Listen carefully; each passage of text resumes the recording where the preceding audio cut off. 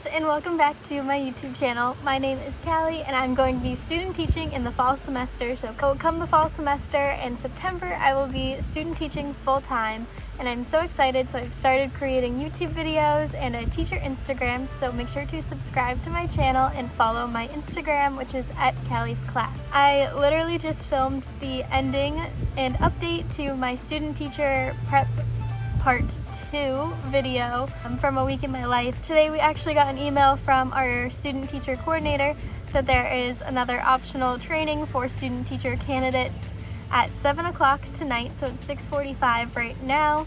I just finished editing the part 2 vlog. I was doing it outside because it's so nice out, and I was gonna just add this to the end, but I think I'm just going to create a part 3 video for student teacher prep and just continue my week in a life past the week in my life. So I have that at 7 o'clock. I'm going to finish the final touches on my part 2 video and start to upload it, and then I will head right on over to my virtual training part 3. And I'll film some of that too so that I can share it with you guys. It is 7 o'clock and I have signed in and I'm just waiting for the webinar to start. It is the Future Educator edition of the service, pre-service teachers, and how do we prepare for remote learning. So it's sponsored by MassCUE, which is a professional organization for student public school educators. So I'm just waiting for it to start. My mom actually just made dinner, so I have my tacos ready to eat for my meeting. I'm joined here by an amazing panel of educators, and what I'd like to do is just start by having each of them introduce themselves. So I want you to share your name, your current role, your brief journey into education, and then finally your favorite new skill that you have learned and mastered over the past spring. Well, as I've been going through the COVID closure time, I've also been doing my admin internship. So I would have to say that I don't think it's a new skill, but a skill I'm really working on is listening. The skill that I've learned is how to do breakout rooms on Zoom. I've actually learned to take time to pause. Learning how to say no when I need to make time for myself. I'd say the one thing I've learned this past spring was to be more creative, not only with my teaching, but in how I handle different situations with parents and students.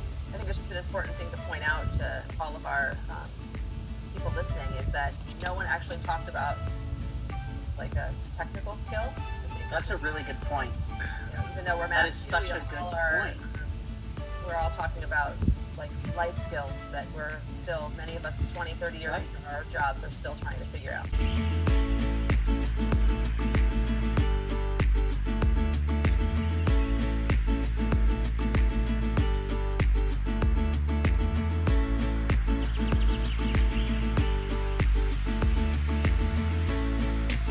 We relied on, as educators, that we had the relationships with our students already to keep them engaged. And the next couple of weeks, the students that we see, we're not going to have had those relationships. And so what I would suggest is that you spend the first month just building relationships, strengthening those relationships, finding out what were the things that they did over the summer, what are the assets they're coming with from the year, because I think a lot of students are going to be really stressed and worried. So I think in terms of engagement, you're not going to get your kids to engage if you don't have a good relationship. I think that the more that you have foster a strong relationship, the more you can challenge them. I think that a lot of parents, I can say as a parent of a 10-year-old, are nervous about what the kids missed last spring. And I think that it's going to be a big mistake if we walk into our classrooms in September and we focus on what the kids don't know as opposed to what they did, what they do know. So for my daughter, she learned how to cook. So I hope that her teachers celebrate the fact that she learned how to cook. For my students at North, we have a lot of students who took up Black Lives Matter and started protesting this summer and really got a sense of civic specific action. And so I'm looking forward to us sort of celebrating them as their leaders and energizing them to keep leaning into that work so that we can. And so what you have now is pretty much every teacher is starting this year as a first-year teacher in so many regards, because we don't know what it's going to look like. So I would say two things to the not hearing from your teacher, or your collaborating teacher is. One, they might not know what to tell you yet, right? So don't think that you're bothering them. Don't think that they're ignoring you. They might just not know yet what to share with you, because a lot of things haven't been shared. But I would encourage you to continue to reach out and offer support. Ask for specific things that you might be able to help with. Is there an opening, Google form or a survey you like to put together that I could help you with? Are there resources that I could help gather for you for any opening lessons? Are you doing anything in the first month? Is there a topic that you're going to need and you want me to start looking for resources for, or start creating things for? Just asking and offering, and not taking it personally if your guiding teacher doesn't have a lot of answers for you right now. Take this opportunity to build a relationship with your cooperating teacher, right? Like, the rest of when they get the information, they're gonna want as much help as they can get in their classroom. They're gonna share it with you, and they're gonna give you directive, because you're gonna need to count on that relationship throughout this, especially this fall, as you get ready to start teach.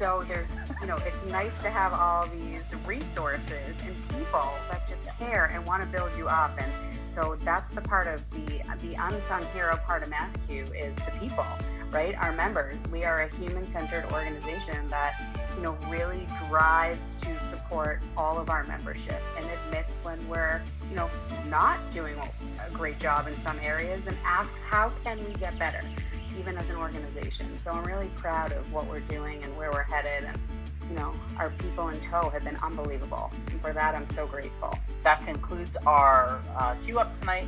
Thank you again for joining, and we wish you the best in this upcoming school year.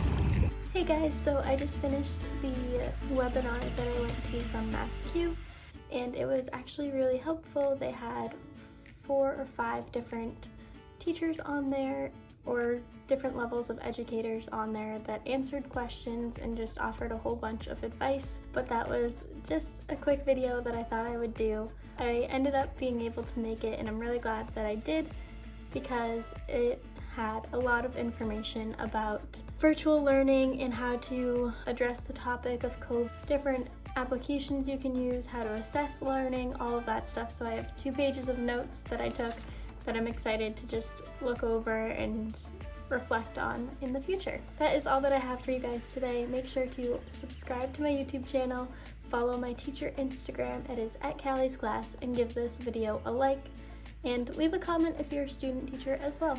I will see you guys next time. Bye.